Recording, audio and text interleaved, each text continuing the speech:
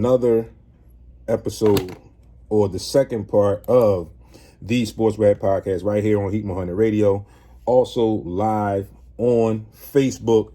Sports Rap Podcast is the group page. And of course, we all know what this next segment is, and it's going to be some comments that probably people won't like. There will be some that people will arguably want to debate or disagree with me with. There will also be, like I mentioned to my friend Chuck Bolger, possibly and very arguably some choice words. Garner, what's going on, book? So we all know about the Ben Simmons situation with Philadelphia 76ers. First thing that came out, I'm going to backtrack a little bit just to give you the lineage up until where we are now. And then we're going to seriously talk about all these steps. We're going to take some time to talk about these steps along the way. So we all know what happened in the playoffs. Sixers were the number one seed. Got you, Chuck. Yeah, I need to see that press conference too. I am so disappointed that I could not be in the building for Media Day. But I am definitely also, Chuck, looking forward to that press conference and what Doc Rivers and some of the other people, team members, have to say about this entire situation. So we go back, and again, we know what happened in the playoffs. Sixers were the number one seed. They end up facing the Atlanta Hawks, which could have put them into, or let me say, which should have put them into the Eastern Conference Finals to fight, seriously have a fight for the champ. Mark, what's going on, homie? And that didn't happen. We saw the play of one Ben Simmons, my guy, my partner. I knew you was going to tune in. So as we go along, bro, Baldy, chime in, tap in, wherever you see fit. Okay, got you. I got the phone ready too. So we know what happened with Ben Simmons and the play that I mentioned to a lot of people that could arguably define the remaining of his career. We don't have to go into much detail, but we all know what that play was. He had a chance to dunk the ball, tie the game up. He decided to pass the ball to Matisse Thybulle, who got fouled, made one of two free throws, and then the story goes on. You all know the rest. Then, throughout the offseason, he puts out a statement with his agent, Rich Paul, Clutch Sports, stating that he is done with the Philadelphia 76ers. He is not reporting to training camp, and apparently he hasn't. Well, not apparently, we all see that he hasn't reported to training camp, which starts tomorrow, by the way. The Sixers, again, had Media Day today.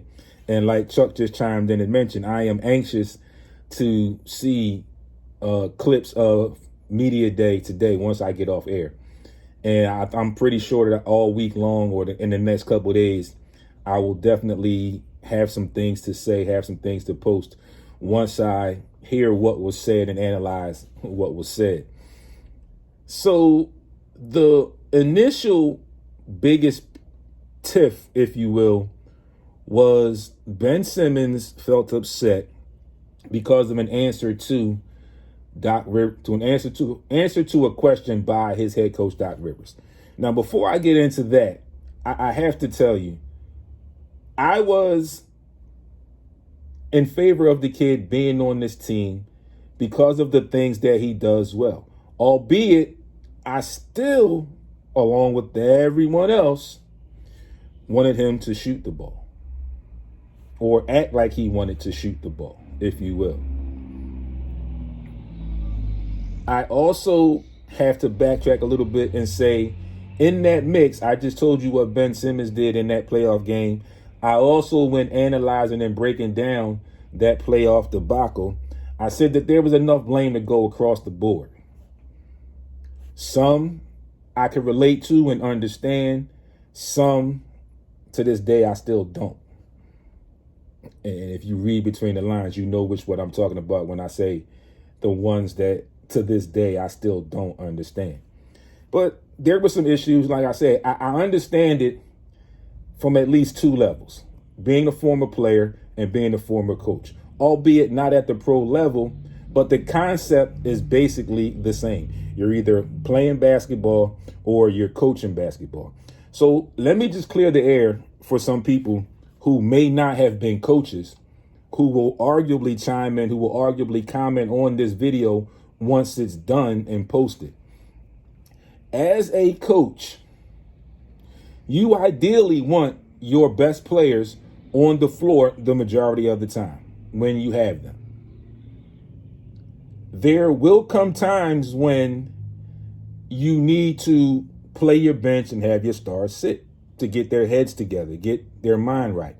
I totally agree with that. And I even said it on air that I also thought that when Doc did that for that one particular game, I did say that I felt like, yeah, he might have left the bench in just a little bit longer than he should have.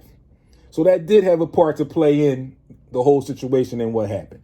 So again, I say, I'm not saying that it's all Ben Simmons' fault.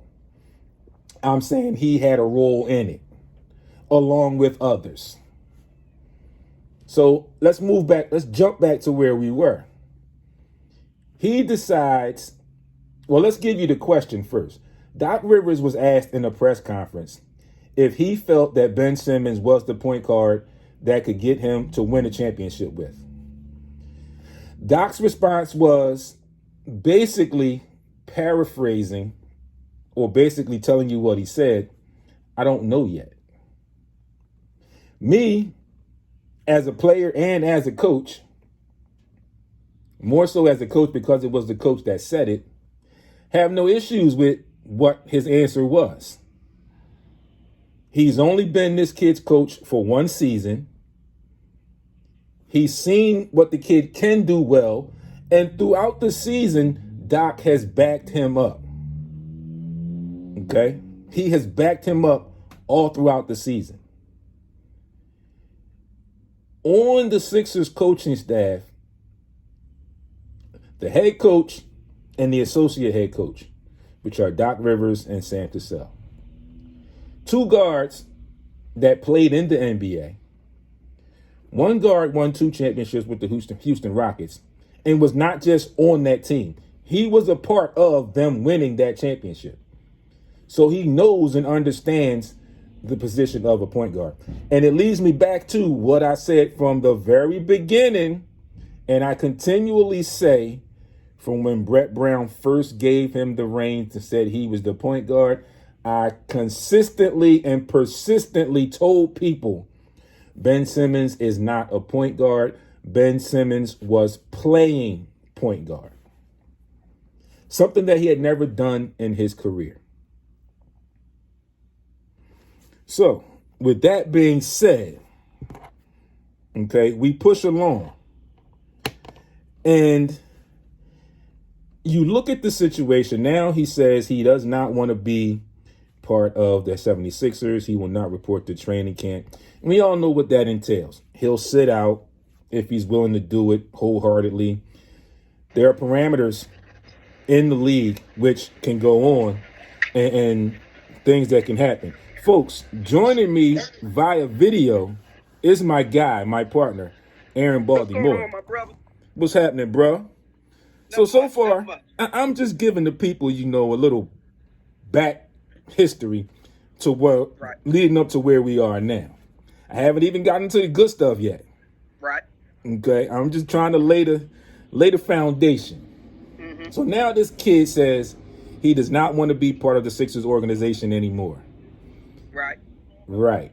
Okay. You feel like the organization, the coach, stabbed you in the back.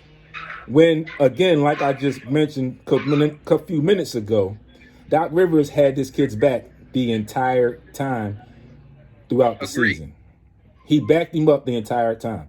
Even to this day, Doc has been in interviews and been talked to spoken with other people, and they are still on the premise of where they are with him, and they still want to have him on the team. Okay. Mm-hmm. Now, for this young man, Dave, what's going on, fool? For this young man to say that the team did him a disservice, I find that very hard to believe, because the team even put it out there that they hired different types of coaches to help him along the way, which leads me to believe that we want to help you, kid. We want to work with you. We want you to be here. We want you to be part of this. But as professionals, we see some things that we need to work on, and we're willing to work on with you. And this particular young man declined to work with any of these other coaches that the team brought in. Well, and that's the thing. That's the thing about the whole, when people say, partly it's Doc Rivers' fault. Here's what I say about that. When they had, like you said, Doc Rivers had only been with them for 1 year. So on first year he's been with this kid. Absolutely. So him being able to see what this kid can do and cannot do, like you just explained, leads him to the thought of, hey, when we get to the playoffs, I know teams are going to try to expose this part of his game, because he's